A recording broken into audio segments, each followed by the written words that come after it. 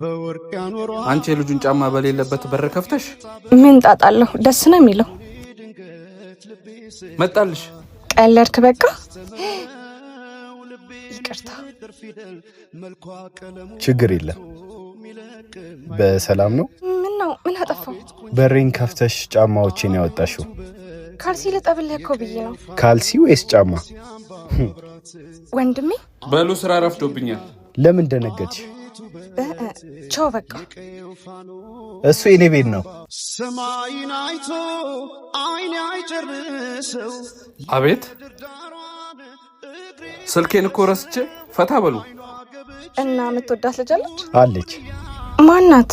ያንጎ። እሱማ የወንድሜም ነው። ነገር የማያልቅበት። አይገርምም? ጂኦዞን ሰርጌዞን ሆም ዴስቲኔሽን እያለ ማይ ኤሪያ የሚባል ፌቸር ይዞ መጥቷል።